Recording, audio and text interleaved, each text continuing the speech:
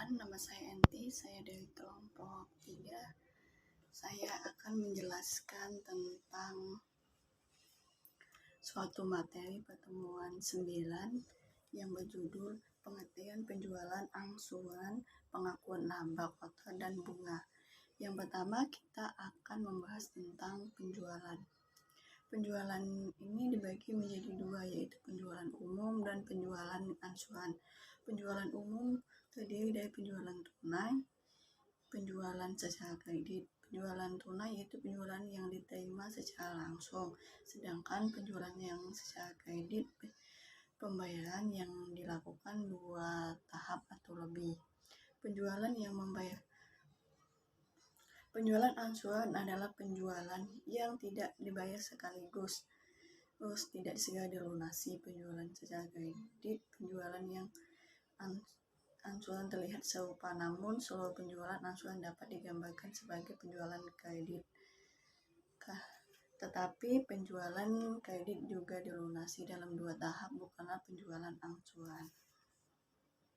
Yaitu pengendalian risiko penjualan angsuran ada 2, yaitu menentukan uang muka dengan jumlah yang besar untuk menutupi kerugian dari pemilik aset tetap tersebut karena berstatus bekas. Yang kedua, menentukan periode cicilan secepat mungkin. Yang selanjutnya yaitu adalah metode penetapan laba kotor pada penjualan cicilan. Terdapat 2 pendekatan yang digunakan untuk menentukan laba kotor pada penjualan cicilan. Yang pertama yaitu laba kotor dalam periode penjualan. Metode ini pengakuan laba kotor dilakukan selama periode penjualan terjadi tanpa memperhatikan jumlah angsuran yang telah dibayarkan. Ide yang digunakan untuk dalam kondisi ini ada 4. Yang pertama, penjualan cicilan tidak akan dibatalkan. Yang kedua, jangka waktu pelunasan relatif singkat. Yang ketiga, biaya yang terkait dengan penjualan angsuran diperkirakan secara relatif akurat. Yang keempat, uang muka relatif besar dan cicilan relatif besar. Contoh soalnya yaitu pada bulan Maret 2022, Erlan membeli Smart TV 45 inci di Electronic City dengan pembayaran angsuran senilai 6 juta yang memiliki nilai HPP sebesar 4.250.000 dengan syarat DP 75. Sisanya dibayar dalam kali angsuran pada setiap tanggal 5. Catatan pembayaran oleh Electronic City tanggal 1 Maret DP sebesar 1.250.000. Selanjutnya angsuran ke-1, kedua, ketiga, keempat, dan kelima yaitu 950. Jadi dengan total 6 juta. Sehingga pada bulan September 2022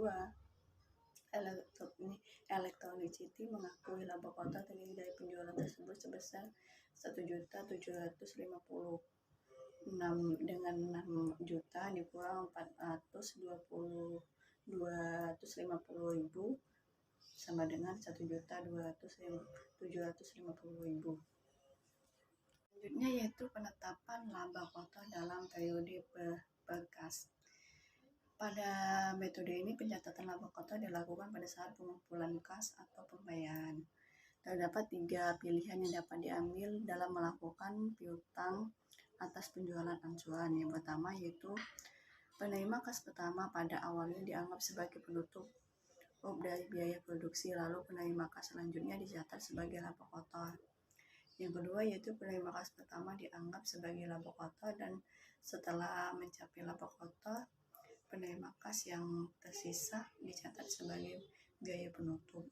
Yang ketiga yaitu biaya produksi.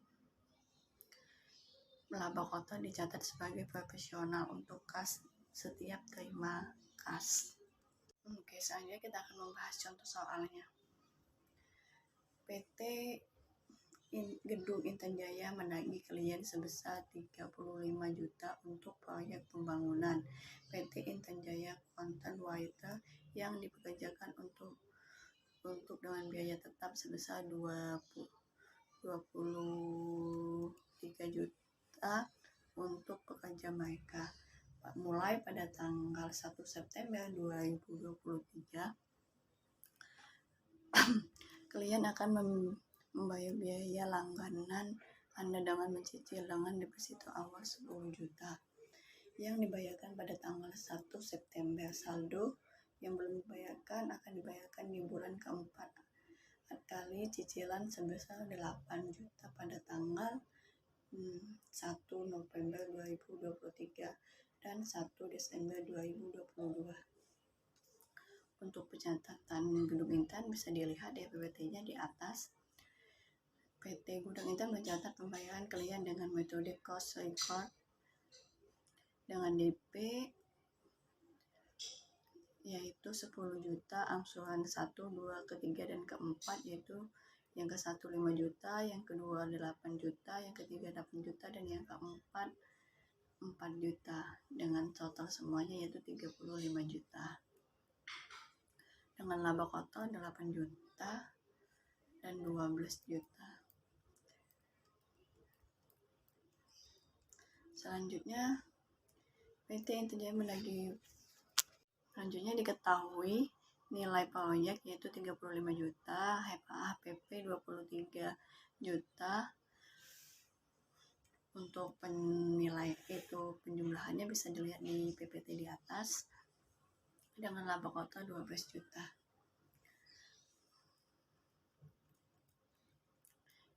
Gedung Intan